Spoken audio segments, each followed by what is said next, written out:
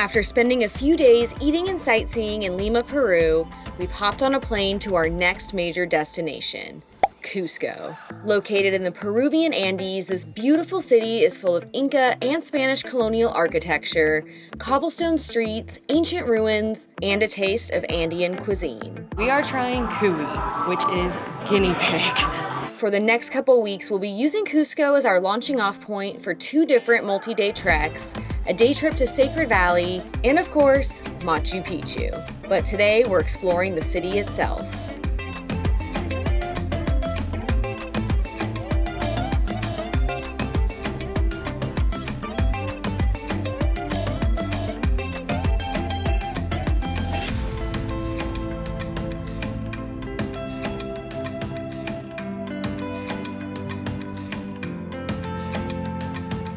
We arrived in Cusco yesterday afternoon and instantly fell in love with it here. It is such a gorgeous city, and one of our main plans for today is to just wander around its streets. We're currently in the San Blas area of Cusco, which is said to be one of the most picturesque, with tons of narrow and steep cobblestone streets tucked between beautiful buildings that have flowers on the walls, and it kind of feels like a maze in here.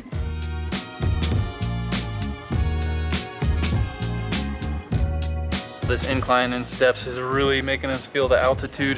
Cusco sits at 3,399 meters above sea level, which is quite a drastic change from where we came from in Lima, which is at sea level. And we're gonna be hiking even higher at 16,000 feet pretty soon. So our goal for the next few days is just to get acclimated to the altitude, but there's gonna be a lot of huffing and puffing along the way. We go up 3 steps and I'm like, I need a break. I feel so out of shape right now. Uh-oh. Oh gosh. And the streets are tight, so you gotta get out of the way. Woo. Not only do you have to worry about getting altitude sickness, but you also have to worry about getting sideswiped by a car.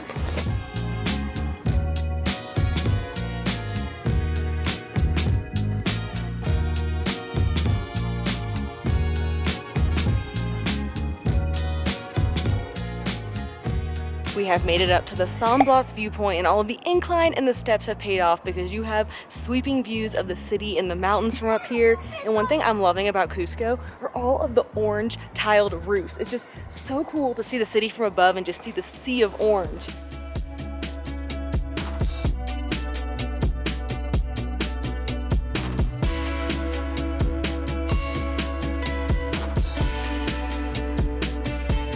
Before we continue exploring Cusco, we want to give a huge thank you to LMNT for sponsoring today's video. Like we mentioned, Cusco sits at over 11,000 feet in altitude, and when at high altitudes like this, staying hydrated is key to limiting altitude sickness. So we obviously couldn't come to Peru without packing tons of LMNT. LMNT is our favorite electrolyte drink mix. It is sugar-free, has no artificial ingredients, and contains a science-backed electrolyte ratio of 1,000 milligrams of sodium, 200 milligrams of potassium, and 60 milligrams of magnesium, which helps you replenish electrolytes that your body loses even faster when at higher altitude.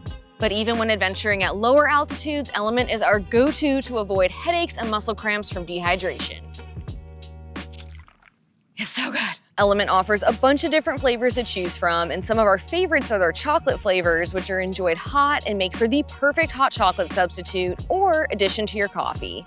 And LMNT just brought back their limited edition chocolate medley with 3 delicious flavors: chocolate mint, chocolate chai, and chocolate raspberry. They make for the perfect warm winter treat, or you can do what we like to do, which is stock up so we can enjoy them all year long. If you want to try LMNT for yourself, LMNT is offering our viewers a free sample pack with any order, which includes 8 different flavors, so you can try as many flavors as possible. To get yours, head to drinklmnt.com/A+K or click the QR code on the screen. All right, now back to Cusco.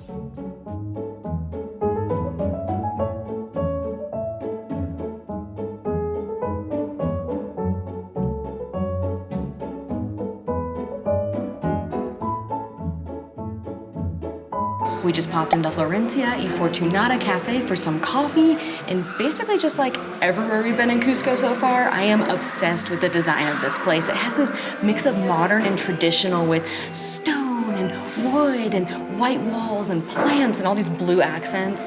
It is beautiful in here. But besides being beautiful, it also has a pretty amazing mission. It is a woman-owned and operated coffee shop, and their goal is to close the gender gap for women in the coffee industry, which I just think is awesome.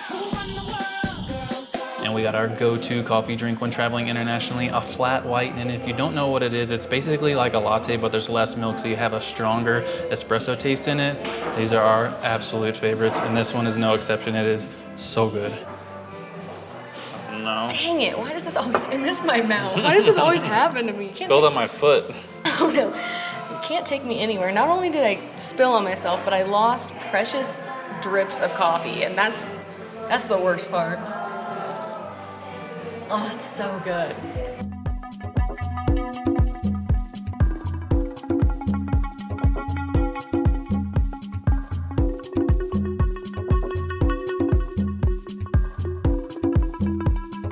Wow, this square is gorgeous.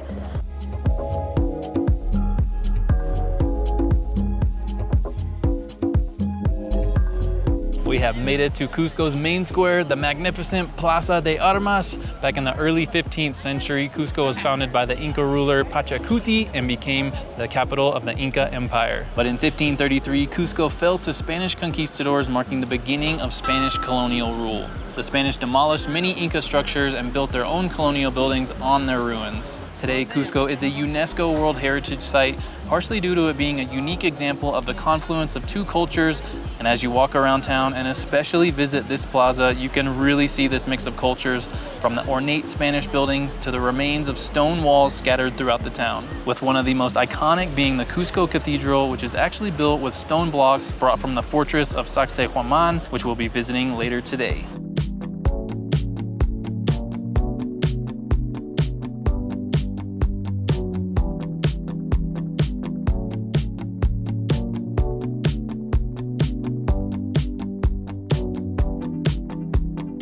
We have headed to the San Pedro Central Market, which is the oldest market in Cusco, and man, this place is bustling. They have just about anything you can imagine in here. You can find souvenirs, they have a butcher, they have produce, fresh food stalls, clothing, and so much more. It is much larger in here than I expected, but one thing that I think is super neat and that I've never seen in a market before is that above all of the different aisles, they have a sign telling you what you can find on the aisles, so it makes it so much easier to go around and find what you need. They also have very cute doggies here.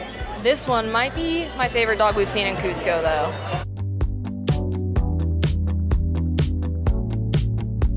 All right, we got the goods. These are coca leaves, and fun fact, they're actually used to make cocaine. Naughty, naughty.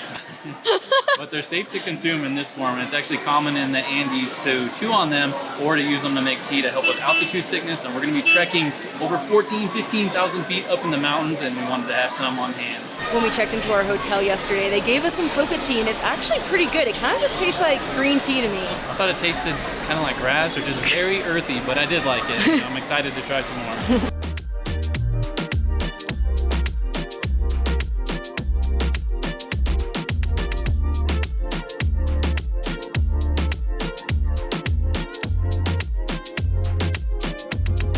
Cheers!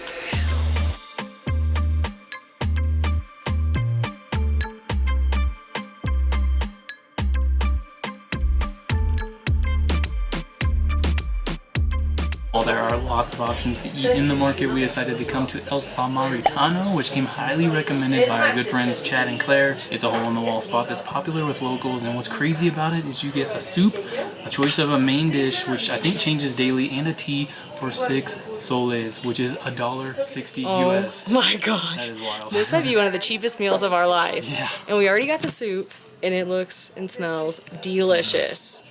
I'm not sure what kind of soup it is, but I see a big potato and a delicious looking broth, tons of vegetables in there.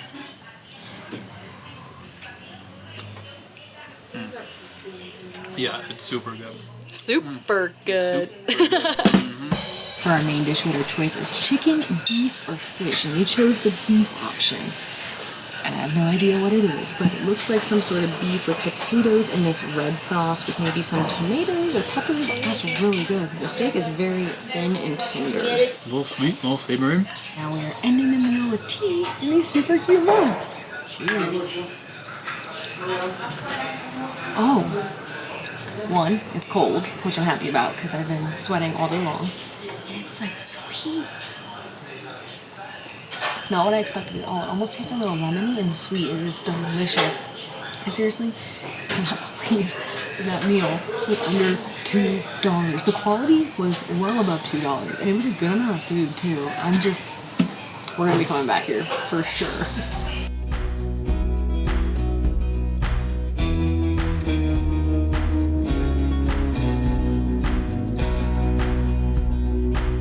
For the rest of the afternoon, we're gonna explore Sacsayhuaman, which is an ancient Inca fortress on a hill overlooking the city.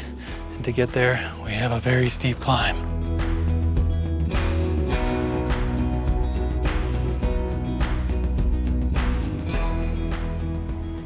Sacsayhuaman was constructed in the 15th century during the reign of Pachacuti, and over the years it functioned as both a ceremonial space as well as a defensive military fortress, especially during the Battle of Sacsayhuaman, which led to much of Sacsayhuaman being destroyed and its stones being used by the Spanish to construct new buildings in Cusco.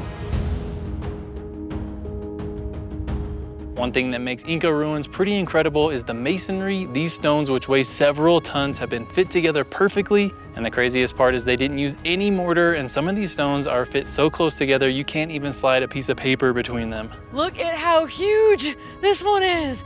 It's at least double my height.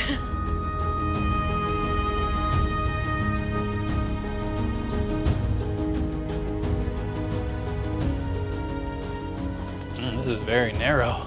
These ruins are also home to chincanas, which are tunnels in the rock, and there are two of them here. A long one that supposedly goes all the way to town to the Temple of the Sun, and then a short one, which is only 15 meters long and is open to the public, and we just found it, and we're going in. This is really narrow. It gets completely dark in here. We should have brought our headlamps. Oh no. At least we have our cell phone. Oh man, this is creepy. Wow, it's like completely dark in here. Wow. This is way cooler than I thought it would be. Yeah, pitch black. Does it keep going? I can't even tell if it just stops or if it keeps going. I don't know, I haven't gone that far yet. Oh my gosh. I figured this was just gonna be a straight, tunnel, but it just winds through here. Wow. This is so cool. Oh. There must have been some small Incas coming through here. This is wild. I see some light at the end of the tunnel. I think we're getting close to the end.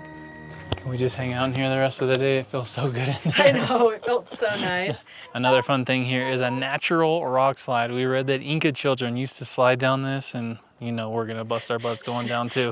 And American adult children like us will be sliding down it as well. Oh no.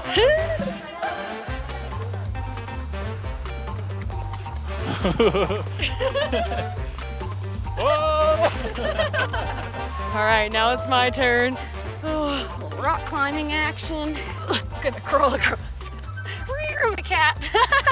Oh, I'm just gonna go really slow. Oh gosh. Oh gosh. Oh gosh. I'm just trying to hold on to the rock.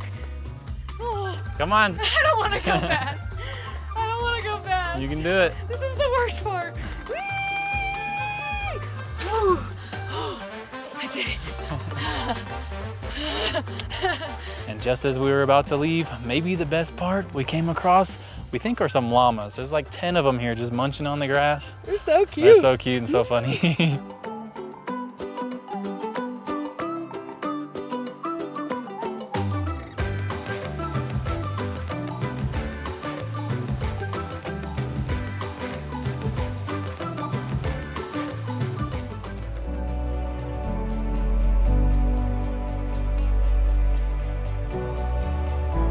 Since Sacsayhuaman closes at 5:30 and the sun doesn't set until about 5:45, we came up another hill to Cristo Blanco, and this is a pretty epic spot for a sunset.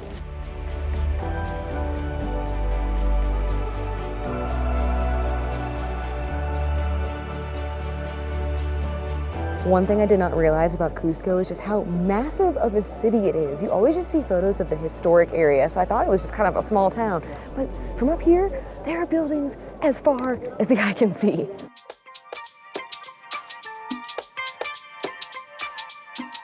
tonight we are dining at Cusco for what will be a very memorable dinner because we are trying cuy, which is guinea pig.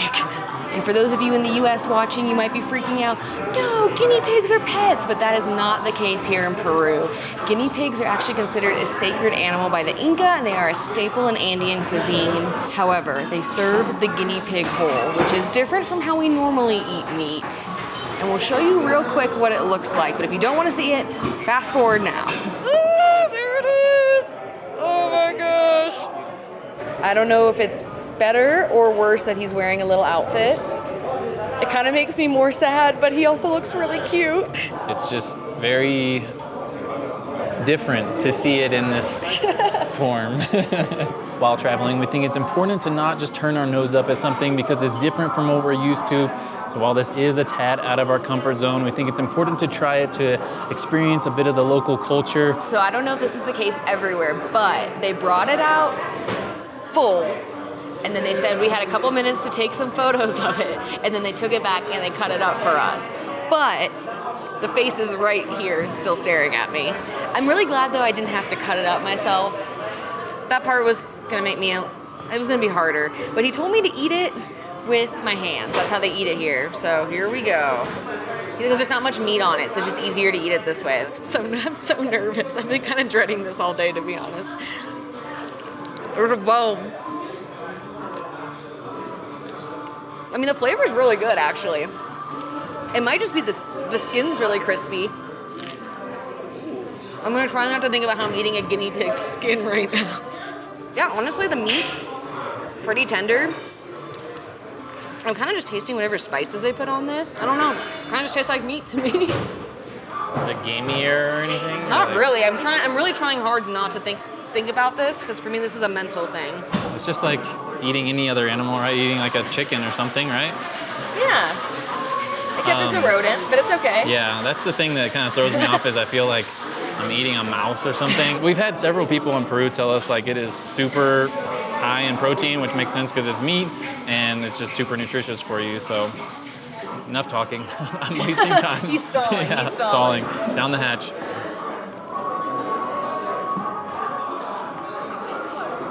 They're pretty good, actually. The skin is nice and crispy. Yeah, the skin's really good. The meat is nice and tender and juicy. Kind of like dark meat on chicken. I'll eat it. So we also got an alpaca loin, and we kind of got this one as a backup meal in case we didn't really like that one at all. But we've had alpaca before, but just not in a loin form. We've had it ground, so we know we will at least like it enough. But it looks really good and it smells really good. And it came on like a bed of this like seasoned quinoa. And alpaca is another popular protein source here in the Andes. That was good. Honestly, you would just think it was like a really lean cut of beef.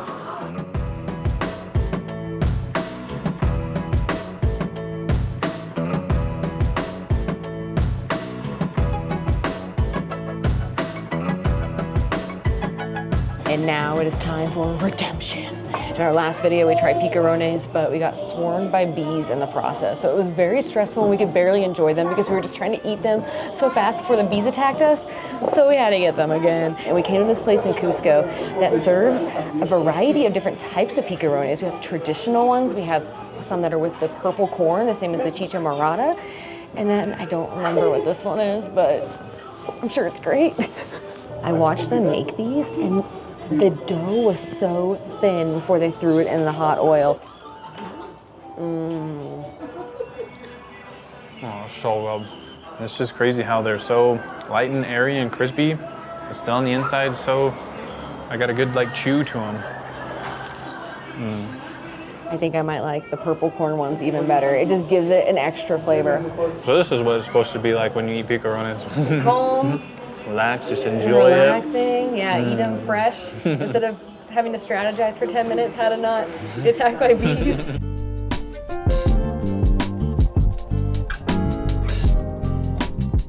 This is our first time seeing Cusco at night, and it may be even more magical than during the day. Off in the distance, up in the mountains, you just see all the lights from all the houses and buildings, and it kind of just looks like the town is surrounded by a Christmas tree.